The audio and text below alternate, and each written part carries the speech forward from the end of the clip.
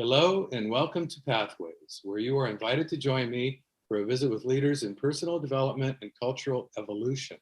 This is your host, Paul O'Brien.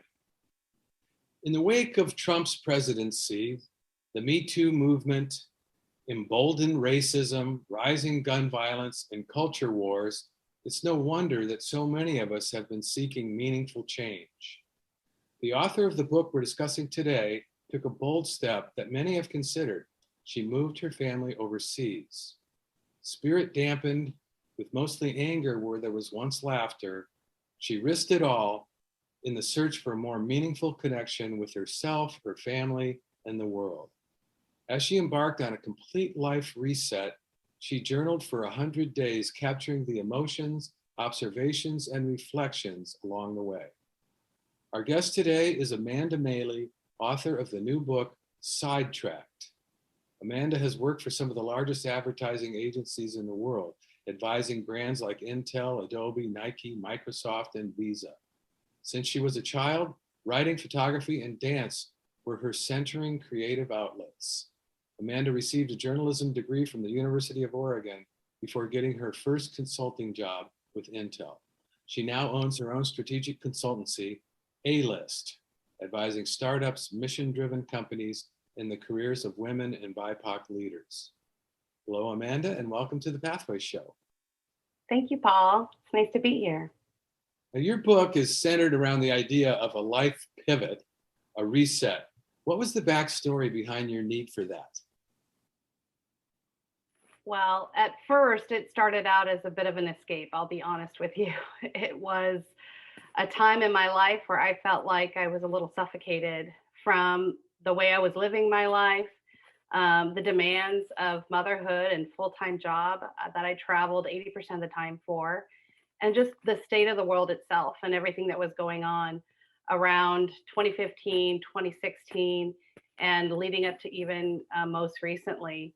I just needed a change. And I decided to take a leap of faith. And my husband and I looked for an opportunity for him to go overseas and get in the Education International School cycle there. And he landed a job as the head of the secondary school in Tirana, Albania. Okay, now how did that happen? Why Albania? How did you come to choose Albania? I mean, couldn't he have gotten a gig somewhere a little more stable? Yeah, well, you don't get to choose these things. And to be honest, I didn't even know where Albania was. I know that doesn't make me sound too intelligent, but it's true. I just so you know that when we did this, everything was brand new to me. And he actually interviewed at quite a few places and did get some job offerings from other locations like Thailand and China.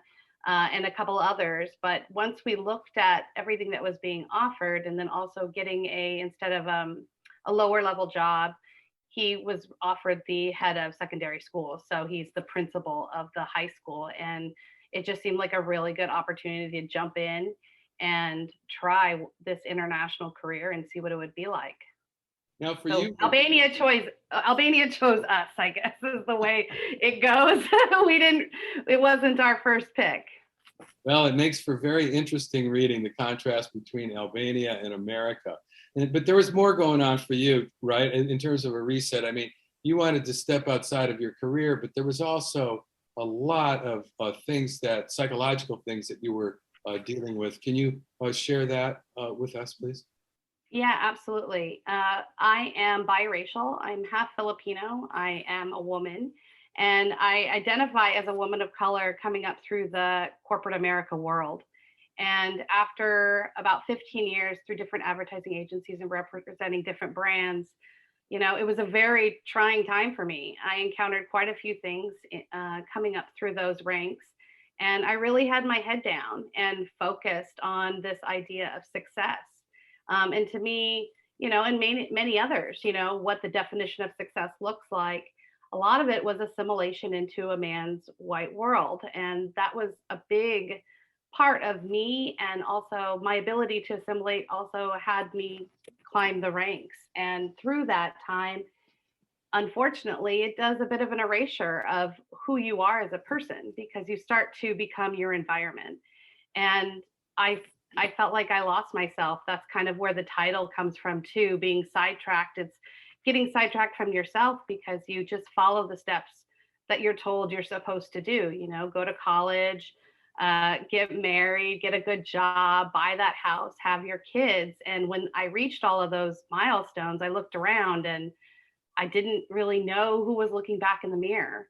And it was a time that I was actually really struggling with depression. And I mentioned I traveled 80% of the time. I actually lived part-time in Seattle. I had a condo there that my job located for me. And I spent a lot of time just very lonely and wondering how I got here. This book is written around when I was about to turn 40. And so it was a point in my life where I had just enough of a career and just enough of adulthood where I'm looking back and I'm wondering, was this the life that I really wanted to live? And am I the person I really wanted to be at this point in my life? Right. I think that's not such an uncommon sort of midlife crisis for all Yes. kinds of people, not just women of color, but I think a lot of men go through that too, maybe at a little older age. But yeah, so you had a lot of depression going on.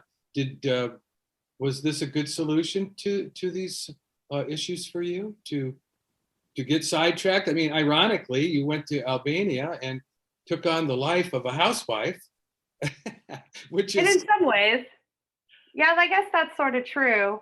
I didn't really see it that way, but I can see how that you might have gathered that from reading the book. Because I did shift, and I don't see it as a housewife. I see it as a stay-at-home parent.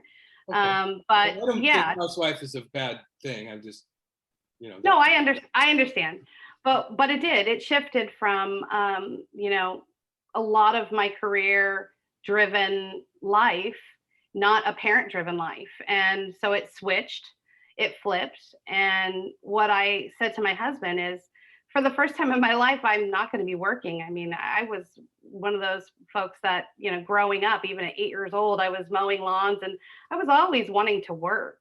right. And finding identity outside of work was a big part of this leap and this journey. And to see that there's so many different ways to live, that where work isn't the center of your world. And Right. so you're right. What I did is I did make my home life or parenting at home sort of the center. But at the same time, I used that time while they were at school to really do my own sort of self-discovery and therapy. And you mentioned this, my book is 100 days of journaling. All I was doing, and I didn't intend for it to be my book, but I'd always wanted to write a book. And I said to myself going over there that maybe I would come up with what my book was going to be. And what happened was, as I'm journaling, that's what became the book. It wasn't until I got to close to 100 days that I thought, oh, wow, there's a real transformation here from where I started and sort of feeling allergic to everything in my life, to then purging all of it and then adding pieces back that really brought me joy and Right. brought me happiness, and really building my identity back up again. Well, it's a great story. I really enjoyed it. It's so personal and it's so honest. And I'm really glad that you wrote it. And I'm wondering, to what extent did you feel an expectation to document your trip? I mean, being a creature of social media, which was part of what you had to do for your career and something that you were very familiar with. To what extent did you have an expectation to document it? Well, I'm already that kind of person. Even before social media, I was always with a camera in my hand as a kid. I've always written.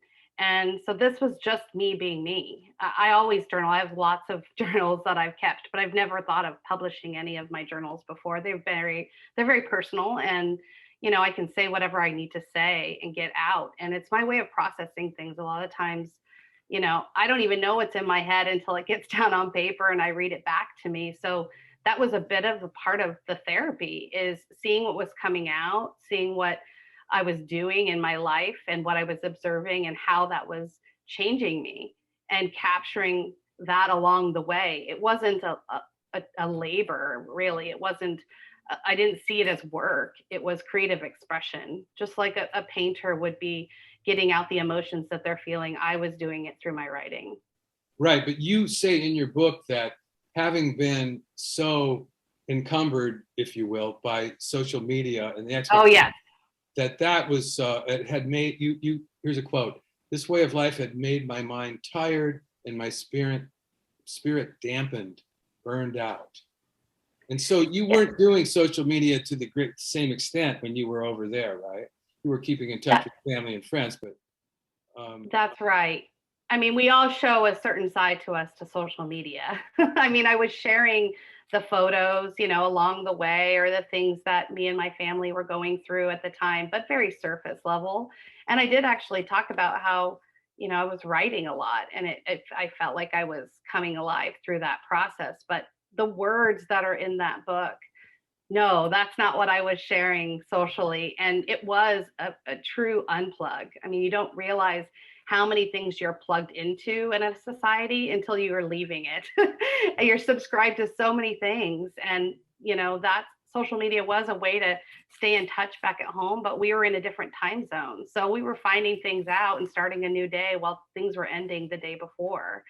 It was a very different way of feeling out of touch, but it became more personal, and I learned a lot from the Albanian culture and being around the people, and this sort of, it was like going back in time. I tell my mom, I feel like living there felt probably like what my grandparents lived as a life. There, it was not as addicted to convenience and addicted to social media in the sense of that's the way that you communicate. Sure, there's that want to be famous. I think in all young adults especially, so we did see that a lot of Instagramming and those sorts of things going on, but people that would just sit and talk and enjoy one another and enjoy the food and the atmosphere, that was the culture of Albania. It taught us to really slow down and enjoy one another in a very personal way. so how did living in Albania change your perspectives about your identity as an American? So I mentioned that I am a woman of color, and living that life and living in that body, it gives you a lived experience of feeling of a different class, sometimes even thought of as an other, instead of what socially is deemed as, the leading class. And so when I went to Albania, it was very different for me because what I didn't feel like they saw the color of my skin and my gender first. They saw me as American, and what that felt like. Um, it, in the first time in my life, I was treated privileged. I was treated that I came from a place of privilege, and that regardless of, the fact that on one side of my family, my grandparents are Filipino, it didn't even enter their mind. I was already treated with a different, I don't know, respect is the word, but there's more to that. There's a lot of love for Americans in Albania. There are presidents of this country that have done things for the country of Albania, and it's revered. And I left America at a time that I felt the opposite for my country. And so being in that presence of somebody that reveres a country that you consciously left yourself because you just felt like you couldn't even breathe in the society, it really did teach me a lot, and took me into different perspectives I probably wouldn't have gone, because when I live in a place, I inhabit a society. I'm not a tourist until I can get past the tourist part. I like to try to become a local. And so I was fortunate enough to meet a lot of people in Albania and have real candid conversations about the American privilege. And I write about this part in my book about there's a time where it's the golden ticket where people are applying to get visas to come over to America. And it's a very real thing. And many people, really hold out hope for that and hope that they can either have a family member go so that they can eventually come. And sitting in a society where you look around and you realize this may be the only place they ever see in their life, it really teaches you something. And you feel very grateful for your passport where you can go anywhere you want. And yet so many Americans don't ever leave their home that they grew up in, but we have that ability, and not every citizen of this world can do that. Right. So did this give you a whole different perspective on the meaning of the word privileged? I mean, there's so many ways a person can be privileged, like to be educated, to have the freedom to travel, to have a lot of money. It's just Yeah. an interesting concept. Yeah, definitely. I mean, it added quite a few layers that I just hadn't entered my mind, just because of, like I said, the way that I lived in our society here in America. And there it was different. And also how that makes you feel. You feel, I can't, it's hard to explain because it's more of a feeling than there's words to talk about, but it was something unlike I'd ever felt. And you do feel more at ease, and you do feel this freedom and independence, very different than being driven through fear, which is a lot of the emotion that I was living for so many years. And that sort of started to um, break away on me. That can be all encompassing, that feeling of fear and anxiety and battling that. It can be really paralyzing.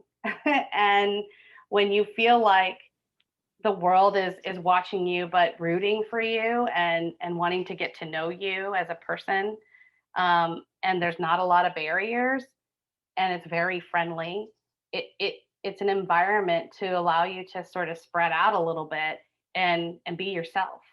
And I liked the kind of person that I became while I was there.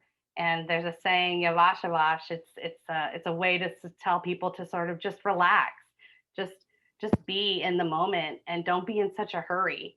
And that really changed me. And I think I'll carry that with me always, because I'm sure you can imagine a woman coming up through corporate America, traveling 80% of the time, working 80 hours a week. We're very high strung. And so you take someone like me and you plug them into a world of Yavashavash, which is just like relax. It was jarring at first, but then I felt like it was like a warm, I don't know, blanket that I just put on, and I really felt comfortable there. Uh-huh. Did you ever feel unsafe in Albania? Um, Maybe towards the end of our stay. I don't want to spoil the book for those who want to read it, but yes, there were moments, and it's really getting to know how that society functions. It's not. I don't know if whether the listeners know much about Albania, but they were almost 50 years under communist rule, and they're still coming out of that. And there's a lot of things that they do as a society, of this whole thought of scarcity. And then there's also a lot of poverty. And there are a lot of things that they're challenged with there, but they are in a very beautiful, almost untouched, uncommercialized, and tourism really hasn't grabbed a hold there. That when there are good things, people cluster. People don't know how to line up. There isn't a lot of order. And for someone who seeks order a lot, that's just the kind of person I am. That chaos can feel scary, because it feels sort of you're out of your body in a little bit, because you don't feel like you can have control, even though you really don't have control of those situations, even if there's order. So yeah, there were some moments, but it's a different kind of fear.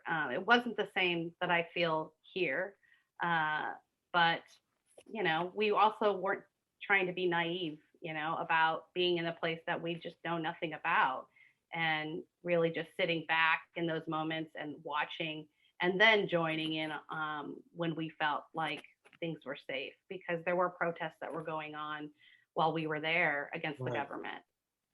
Now the book is a tour of your personal reflections, and I'm wondering if you could share with us some of the larger lessons that you took from your experience. That's a tough question because there were quite a few, but I will say just in reflecting on the experience and also just the way I'm living my life now, I definitely look more towards the building of relationships with people one to one. I learned that lesson of taking the time and investing in the relationships and more past sort of that transactional relationship. So I really took stock in, the people in my life and where I wanted to invest my time and energy and be very conscious about where I place that, both in like the personal life, but also the professional life. Choosing places where I was going to place my energy that I felt like it was going to give me energy back. This cycle and way of living in a more minimalist way, but a very conscious, intentional way is something I took from my experience in Albania, plus being very grateful for every day I get to live. I mean, I had this experience before the pandemic and in isolation, which a lot of us are still in. And I feel very fortunate to have traveled the places that I've been. A lot of times we sit for 9, 10 hours in our workday at our desks. Well, we would use 9 or 10 hours and drive to other countries. We traveled every other weekend and we lived a different way of living and discovering that there are different ways of living and different ways of seeing how to use time and our energy and then the connections with our community. I didn't feel like I had that much of a connection with my community when I was living here. And a lot of that is by my own fault, hardly being here, that's part of it, but also just being in that convenienced state and sort of the way consumerism is it's dehumanized. You don't know where things come from and you don't ask. And when you're living in a community that's small, you know where everything comes from. The farm down the street is where these tomatoes are from. That this is the person that brings in the milk. Like it is that small town there. There's one person that you go to get your bread. And I went to 7 different places to get all the things that we would need to make meals. And that was okay to me. That's just what you do. And along that path, you're meeting and greeting these same people all the time, and you're building a relationship where how you live your life is dependent on the livelihood of how they live their lives. Right. And that's how I came back here, and I really threw myself into dedicating my time and energy and my talents towards helping the small business community here. So much, especially recently, is happening. Many people are doing life pivots, not leaving the country and going and doing what we did, but in a lot of ways, just really thinking about how they want to live their life. And when you got unplugged from it because you were isolated in your home and realizing, well, this is a different way to live. And maybe there are parts here that I still want to keep, even when the world goes back, working again and people being indoors. What are the things that I want to keep from this experience? That's kind of what I did with Albania, is I kept a lot of different pieces from it and we bring it into our daily life. And I feel like we live a more whole life that's connected to all the people around us. Well, that's beautiful. You obviously got a lot out of it. Your book reveals that. I wish we had a lot more time. There's so much more we could explore. I mean, obviously it's changed you. It's changed your career. You don't seem very depressed today. Not at all. I'm very happy for you, and I'm happy that you shared your journey with the rest of us. Now, before we go, I want to be sure to tell our listeners about your website. And I've got it down as www.sidetrackedbook.com. That's correct. sidetrackedbook.com. Is that the best one? That's it. It's also available everywhere, any retailer worldwide. So if you're just looking for Sidetracked, Amanda Mailey, you'll find that book. Okay, great. And I'm sure that they can find all the information at sidetrackedbook.com. Absolutely. And for those of our listeners who may have tuned in late to Pathways today, this is your host, Paul O'Brien, the author of Intuitive Intelligence, a book that shares the theme of Pathways, which is personal and cultural evolution. Now, don't worry, you can play or share this interview whenever you want. via the internet or as a free podcast, and I'll tell you how in a minute. Today, we've been visiting with Amanda Mailey, author of the new book, Sidetracked. Highly recommend it. I read it from cover to cover. Really fun read.